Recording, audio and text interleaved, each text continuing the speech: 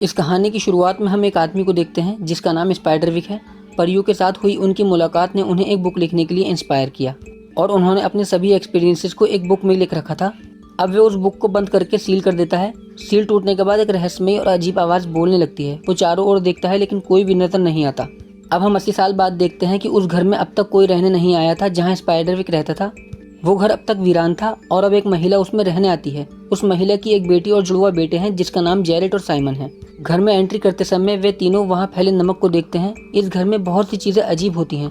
Jared को एक रात ऐसा महसूस होता है कि दीवार से कुछ आवाजें आ रही हैं और वे उस दीवार को तोड़ना शुरू कर देता है, लेकिन उसकी माँ उससे मना करती है और वे उससे ऐसा करने को मना करती है। जेरेट की बहन भी वहाँ पहुँच जाती है, लेकिन उसे भी दीवार से आवाजें आने शुरू हो जाती हैं। वह बहुत डरी हुई थी और डरते डरते दीवार तोड़ देती है। वह उस दीवार के पीछे बहुत सारी चीजें देखती है, लेकिन उनमें बहुत सी चीजें उसी की थीं। घर की कुछ खोई हुई चीजें भी उसमें मौजूद थीं। वह अपने भाई जेरेट से कहती है कि इस प्रकार की शरारतें करना बंद करो, ये अच्छा काम नहीं है, और ये कहकर वहाँ से चली जाती है। लेकिन जेरेट उसकी बात नहीं मानता। जब जेरेट की बहन वहाँ से चली जाती है तो उसे वहाँ एक चाबी मिलती है और उसी जगह वहाँ उसे एक लकड़ी का छोटा हाथ भी मिलता है। जेरेट ऊपर की ओर बढ़ता है और उसमें एंट्री करता है और वो ऊपर एक कमरे में पहुँच जाता है जहाँ उसे एक बहुत पुराना बक्सा दिखाई देता है जिस पर ऐसा ही निशान बना था जैसे कि चाबी पर बना था, लेकिन रियल में ये उसी लेखक स्पाइडरविक का पर्सनल रूम था जहाँ बैठकर वे अपनी बुक्स लिखा करते थे। जेरेट उस चाबी का यूज करके उस बॉक्स को खोल देता है और उसे स्पाइडरविक की वही बुक मिल जाती है जिसे उन्होंने सील कर दिया था। उस बुक के साथ एक नोट भी लगा हुआ था जिस पर एक वार्निंग लिखी हुई थी। इसका मतलब है कि स्पाइडरविक भी नहीं चाहता था कि कोई उसकी बुक को खोले। और वहीं उसे एक मैसेज और मिलता है कि जेरेट ये घर छोड़ दो। इसे पढ़कर जेरेट और परेशान हो जाता है और उसके आसपास पड़ी सभी चीजें हिलने लगती हैं और उसकी सर्च लाइट भी घूमने लगती हैं। वे उस बुक को उठाकर इमीडिएटली अपने नीचे वाले कमरे में आ जाता है। अब वो अपने कमरे में बैठकर छुपकर वो किताब पढ़ ही रहा था कि अचानक उसे किसी के चिल्लाने की आवाज़ सुनाई देती है। ये उसकी बहन के चिल्लाने की ही आवाज़ थी। जब जेरेट और साइमन अपनी बहन के कमरे में जाते हैं तो वे देखते हैं कि उसकी बहन के बालों को बिस्तर से किसी ने बुरी तरह से बांध रखा है। उसकी बहन अपनी माँ से कहती है कि हो ना हो ये जेरेट के ही काम है। ये सब देखकर जेरेट और ज़्यादा परेशान हो जाता है। अब अगली सुबह जेरेट उस किताब को फिर से पढ़ना शुरू करता है। वो देखता है कि उस किताब में किसी मैजिकल क्रिएचर के बारे में लिखा हुआ था और इस बुक के अंदर ये भी लिखा हुआ था कि उसे खाने में क्या पसंद है। जेरेट ये सभी बातें अपनी बहन को बताता है, लेकिन वो उसका मजाक उड़ाने लगती है। जेरेट सोचता है कि ये पॉसिबल है कि ये क्रिएचर उसी कमरे में हो जहाँ मुझे ये बुक मिली थी, इसलिए वो शहद और कुछ और खाने की चीजें लेकर उस कमरे में जाता है और वो उस रूम में जाकर उस क्रिएचर का इंतजार करने लगता है। काफी देर तक वहाँ उसे कोई नहीं दिखता तो जेरेट सो जाता है। कुछ टाइम बाद जब जेरेट जागता है तो वो देखता है कि जो चीजें खाने की जेरेट यहाँ लेकर आया था वो गायब है। लेकिन जेरेट देखता है कि फ्लोर पर कुछ खाने के टुकड़े पड़े हैं और वो उनका पीछा करने लग जाता है। जब जेरेट उन खाने के टुकड़ों का पीछा करता है तो उसका सामना एक छोटे मैजिकल क्रिएचर से होता है जो किताब में था और वो जेरेट के रखे हुए पटाखे और शहद खा रहा था। जेरेट को देखकर वो क्रिएचर अपने आप को हाइड कर लेता है, लेकिन जेरेट उसे देख लेता है और उससे स्पाइडरविक की लिखी हुई किताब के बारे में पूछता है। ये सुनकर वो क्रिएचर काफी ज्यादा गुस्से में हो जाता है और उसका रंग हरा हो जाता है और वो जेरेट से पूछता है, क्या तुमने उस बुक की सील खोली है? जेरेट जवाब देता है, हाँ, और इसमें क्या गलत है? वो क्रिएचर जेरेट से कहता है कि तुम्हें ये नहीं करना चाहिए था। जेरेट उसे एक और पटाखा खाने के लिए देता है और इस पटाखे को खाते हुए वो मैजिकल क्रिएचर इसे बताना शुरू कर देता है कि ये गलत बात है। मैंने स्पाइडरविक को भी मना किया था कि वे उस बुक को ऐसे ना छोड़ें। मैंने उनसे इस बुक को ट्राई करने के लिए कहा था, लेकिन उन्होंने मेरी बात अनसुनी कर दी और उसे सील कर दिया और ऐसे ही छोड़ दिया। अब वो क्रिएचर कहता है कि मैं उन खतरनाक क्रिएचर्स के बारे में कुछ और नहीं कह सकता क्योंकि वो सबसे बुरे हैं। मैं इसके लिए जिम्मेदार नहीं हूँ। वो क्रिएचर इस बुक का यूज गलत कामों को करने में करेंगे। वो क्रिएचर जेरेट से कहता है, खिड़की के पास आओ, मैं तुम्हें कुछ दिखाता हूँ। और वो जेरेट को बताता है कि इस घर के बाहर एक परी घेरा बना हुआ है। जो भी इस परी चक्र को पार करेगा, राक्षसी जीव उस पर हमला करना शुरू कर देंगे। तभी जेरेट को पता चलता है कि उसका भाई साइमन उस परी चक्र को पार कर गया है और उसे कोई घसीटता हुआ ले जा रहा है, पर जेरेट उसे साफ साफ नहीं देख सकता था। वो मैजिकल क्रिएचर जेरेट को कोई चीज देता है जिसके जरिए वो उसे देख सके। जब वो उस चीज के आर पार देखता है तो कुछ राक्षसी जीव उसके भाई को घसीट रहे होते हैं। जेरेट अपने भाई से कहता है कि तुम चिंता मत करो, मैं तुम्हें बचाने आ रहा हूँ। अब हम देखते हैं कि जेरेट उस मैजिकल होल में चला जाता है और नीचे की तरफ पहुंच जाता है। जेरेट को वहाँ पर एक पिंजरा दिखाई देता है जिसमें गोल्बिन कैद था। वो जेरेट को बताता है कि हमारा एक लीडर है जो स्पाइडरविक की लिखी हुई किताब को हासिल करना चाहता है और वो बहुत खतरनाक राक्षस है जिसने मेरे सभी परिवार के लोगों को मार डाला है। फिर जेरेट उससे पूछता है कि बताओ तुम्हारा लीडर कौन है, और गोल्बिन उससे कहता है कि पहले तुम मुझे इस पिंजरे से आजाद करो, और जेरेट उसे आजाद कर देता है। अब सीन बदलता है और हम साइमन को देखते हैं जो कि एक पिंजरे में कैद था और उस पिंजरे के चारों तरफ छोटे छोटे राक्षसी जीव थे। जो कि अपने लीडर को बुला रहे थे, क्योंकि उस राक्षस ने भूतों को अपना गुलाम बना रखा था। अब वो राक्षस वहाँ पर पहुँच जाता है जो स्पाइडरविक की किताब को हासिल करना चाहता था। वो उस भूत के पास आ जाता है और उससे कहता है कि मुझे उस किताब के बारे में बताओ कि वो किताब कहाँ पर है। साइमन उससे कहता है कि मुझे उस किताब के बारे में नहीं मालूम, हो सकता है कि शायद वो मेरे भाई के पास हो। अब वो राक्षस साइमन से कहता है कि जब तक तुम मुझे किताब नहीं सौंपोगे मैं तुम्हें यहाँ से जाने नहीं दूंगा। तब साइमन उससे कहता है कि यदि तुम मुझे जाने दो तो मैं तुम्हें किताब लाकर दूंगा। साइमन उस राक्षस से कहता है कि अगर तुम मुझे यहाँ से जाने दो तो मैं तुम्हारे लिए वो किताब लेकर आ सकता हूँ। साइमन की बात मानकर वो राक्षस उसे रिहा कर देता है। रिहा होते ही साइमन जेरेड की तरफ दौड़ता है और उससे वो किताब छीनने लगता है जो कि उसके हाथ में थी, लेकिन जेरेड उसे वो किताब नहीं देता और दोनों भाइयों के बीच झगड़ा शुरू हो जाता है। और इसी बीच छोटे छोटे राक्षस वहाँ पर पहुँच जाते हैं, ये देखकर कि वो किताब उन दोनों भाइयों के पास है। अब जेरेड और साइमन उस किताब को लेकर दौड़ते हैं और वो राक्षसी जीव उनका पीछा करना शुरू कर देते हैं। दौड़ते हुए दोनों भाई अपने घर के पास उस मैजिकल होल के पास पहुंच जाते हैं, जहां ये राक्षसी जीव उन पर हमला नहीं कर सकते थे। तभी हम देखते हैं कि जेरेड और साइमन की बहन उस परी होल के बाहर खड़ी थी। जेरेड और साइमन उसे उस घेरे के अंदर बुलाते हैं, लेकिन वो कहती है कि तुम मुझे तंग मत करो। जैसे ही राक्षसों की नजर उनकी बहन पर पड़ती है तो वो उस पर हमला करना शुरू कर देते हैं, लेकिन वो उन्हें देख नहीं पाती। लेकिन जब उसे महसूस होता है कि कोई उस पर हमला कर रहा है तो वो बिना किसी दिशा में अपनी तलवार को चलाना शुरू कर देती है, लेकिन राक्षसी जीव लगातार उस पर हमला कर रहे थे। जेरेड की बहन हवा में तलवार चला रही थी तो उसकी तलवार हरे रंग के खून में रंग जाती है। तब उसे पता चलता है कि रियल में मेरे आसपास कोई अजीब प्राणी है जो मुझ पर लगातार हमला कर रहा है, लेकिन वो उसे देख नहीं पाती। जेरेड अपनी बहन की तरफ कोई चीज फेंकता है जिसके जरिए वो उस राक्षसी प्राणी को देख सके। अब साइमन की बहन उस आर पार दिखने वाले मैजिकल आर्टिकल से उनको देख लेती है और उसकी मदद से उन राक्षसी प्राणियों पर हमला करना शुरू कर देती है और हमला करते हुए उस मैजिकल होल में चली जाती है। अब जेरेड, साइमन और उसकी बहन तीनों अंदर आ जाते हैं, जहाँ पर वो काफी सेफ हैं।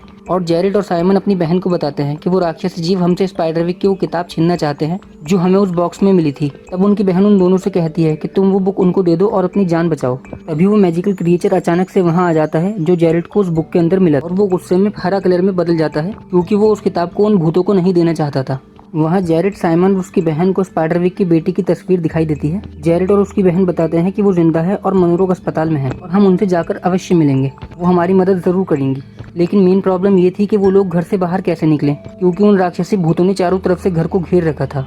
तभी वो मैजिकल क्रिएटर उन्हें एक अंडरग्राउंड सुरंग के बारे में बताता है जिसके जरिए वो तीनों यहाँ से आसानी से भाग सकते हैं, और वो उन्हें यहाँ से निकलने के लिए एक नक्शा भी देता है और उन्हें बताता है कि तुम यहाँ से बाहर निकलने से पहले ये किताब यहीं पर छोड़ दो। अगर तुम ये किताब लेकर बाहर जाओगे तो वो राक्षसी प्राणी तुम्हें से इस किताब को छीन लेंगे। और जेरेड उस किताब को उसी बॉक्स में बंद कर देता है और ताला लगा देता है जहाँ से उसने वो किताब ली थी।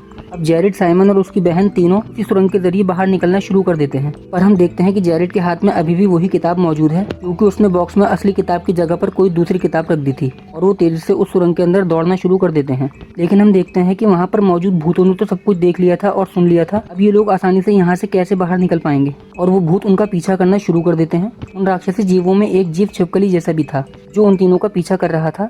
जब ये तीनों उस अंडरग्राउंड सुरंग से बाहर आते हैं तो ये जीव भी उनके साथ साथ बाहर आ जाता है और ठीक उसी समय एक वाहन उनको टक्कर मार देता है और वो वापस से उसी सुरंग में जाकर गिर जाता है। अब वो तीनों उसी अस्पताल में पहुंच जाते हैं जहां पर स्पाइडरविक की बेटी मौजूद थी। जब वो वहां जाकर उन्हें वो किताब दिखाते हैं तो वे पूछती हैं क्या तुम मेरे घर में रह रहे हो, और वो उन सभी को एक कमरे में ले जाती है। हैरानी की बात तो ये थी जहाँ पर स्पाइडरविक की बेटी रह रही थी वहाँ पर भी उनके बिस्तर के चारों ओर एक मैजिकल होल बना हुआ था। अब स्पाइडरविक की बेटी अपनी पास्ट लाइफ को बताना शुरू करती है। वो बताती है कि मेरे पिता स्पाइडरविक ने हमारे घर के चारों ओर एक मैजिकल होल बना दिया था, क्योंकि भूत प्रेत हमें बहुत परेशान करते थे। एक दिन खेलते टाइम मैं उस मैजिकल होल को पार कर गई और किसी तरह से मेरे पिता ने मुझे बचा लिया और उन्होंने मुझे उसी परिमंडल के अंदर भेज दिया। लेकिन वो खुद बाहर ही रहे और इस परिमंडल के अंदर नहीं आए। कई परियां वहां पहुंची और उन्हें लेकर उड़ गईं। अब मुझे नहीं पता कि मेरे पिता कहाँ हैं। मुझ पर विश्वास करो, मैं इस किताब के मामले में कुछ नहीं जानती और मैं आपकी कोई मदद नहीं कर सकती, क्योंकि इस किताब को मेरे पिता ने लिखा था और सिर्फ वही इसका राज जानते हैं। और मैं यही सोच रही थी कि पता नहीं मेरे पिता अब वापस आएंगे भी या नहीं, पर अब आप यहाँ आए हैं और आप मेरे पिता को ढूंढने में मेरी मदद करो। मैं जानती हूँ कि आज की नई जनरेशन कोई भी काम बड़ी आसानी से कर सकती है। अब हम देखते हैं कि अभी वो सब एक दूसरे से बात कर ही रहे थे, किताब को देख रहे थे कि तभी वहाँ पर राक्षस पहुँच जाते हैं और वो राक्षस जेरेड से उस किताब को छीनना शुरू कर देते हैं और इसी लड़ाई में वो किताब दो भागों में बट जाती है। किताब का एक हिस्सा तो जेरेड के पास रह जाता है और दूसरा हिस्सा उस राक्षस के पास चला जाता है। वो सभी लोग काफी ज्यादा डर रहे थे। तभी अचानक वहाँ उनकी माँ आ जाती है और अपने बच्चों को बचाने लगती है। अब हम जेरेड को देखते हैं जो उसी भूत से बात कर रहा था जिसने उसे आजाद किया था। वो जेरेड को बताता है कि इस किताब का आधा हिस्सा उस राक्षस को मिल गया है, अब वो इसका मिसयूज करना शुरू कर देगा। तभी जेरेड के भाई बहन वहाँ पहुँच जाते हैं और वो उससे पूछते हैं कि आप किससे बात कर रहे हैं। फिर पेड़ पर बैठा भूत जिसे जेरेड ने छोड़ा था वो उनके मुंह पर थूक देता है और जेरेड के भाई बहन भी अब इस भूत को देख पाते हैं। वे अंदर आकर किताब पढ़ना शुरू करते हैं। उस किताब में ग्रिफिन नाम के एक बड़े पंख वाले जानवर के बारे में भी लिखा हुआ था। जेरेड बताता है कि ग्रिफिन हमें स्पाइडरविक तक ले जा सकता है। कागज पर कुछ लाइनें लिखी हैं और जेरेड उन्हें पढ़ना शुरू करता है।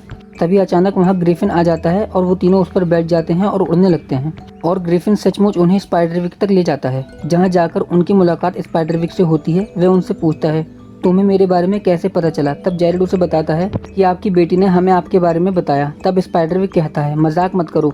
वे कहते हैं मेरी बेटी सिर्फ 6 साल की छोटी बच्ची है, उसे कैसे पता। तब जेरेड उन्हें बताता है कि 80 साल बीत चुके हैं और आपकी बेटी अब 86 साल की हो गई है। तब स्पाइडरविक कहता है सचमुच बहुत समय बीत चुका है, अब बताओ मैं तुम्हारी क्या मदद कर सकता हूँ। फिर जेरेड उससे पूछता है हमें इस किताब का क्या करना चाहिए, इस किताब के पीछे राक्षस पड़े हुए हैं। तब स्पाइडरविक जेरेड से कहता है कि घबराने की कोई ज़रूरत नहीं है, जब तक ये किताब इस परिमंडल में है तब तक वो राक्षस इसे ले जा नहीं सकते और वो बुरा आदमी इसे छू भी नहीं सकता। इस पर जेरेड उसे बताता है कि इस किताब का आधा हिस्सा उस राक्षस के पास पहुंच चुका है। तब स्पाइडरविक बहुत ज्यादा हैरान होता है और वो कहता है ये तुमने बहुत बड़ी भूल कर दी। अब वो राक्षस जल्द ही घर के अंदर आ जाएंगे और मैं एक जगह खड़ा होकर तुम्हारी मदद कैसे कर सकता हूँ। अब मैं बाहर नहीं आ सकता क्योंकि परियां मुझे यहाँ लेकर आई हैं और अब मैं इसी दुनिया में रहता हूँ। अगर मैं किसी और दुनिया में चला जाऊँ तो मैं धूल में मिल जाऊंगा।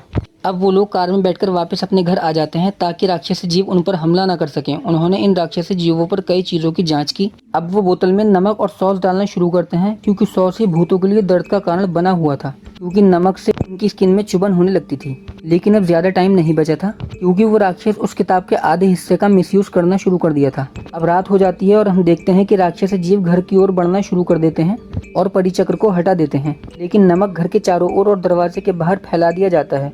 इसलिए वो राक्षस घर के अंदर नहीं आ पा रहे थे, लेकिन वो राक्षस अंडरग्राउंड सुरंग से एंट्री करना शुरू कर देते हैं। जेरेड और उसके भाई बहन के पास वो नमक और सॉस की बोतल थी, जिससे वो नमक और सॉस उन पर डालना शुरू कर देते हैं और इससे उनकी त्वचा में चुभन होने लगती है और हम देखते हैं कि कई राक्षसी जीव मरने लगते हैं। जेरेड और उसके भाई बहन एक कमरे के अंदर चले जाते हैं और अपने आप को बंद कर लेते हैं, लेकिन हम देखते हैं कि जो सबसे खतरनाक राक्षस था वो एक बहुत खतरनाक क्रिएचर में बदल जाता है और वो फ्लोर को तोड़ते हुए अंदर एंट्री करता है और जेरेड और उसके भाई बहन उस पर हमला करना शुरू कर देते हैं। हम देखते हैं कि ये तीनों एक मशीन के अंदर बहुत ज्यादा सॉस और नमक भर देते हैं और उसके नीचे आग जला देते हैं, जिससे वो मशीन फट जाती है और उसके अंदर मौजूद नमक और सॉस मौजूद सभी राक्षसों पर फैल जाता है, जिससे वो सभी भूत मर जाते हैं।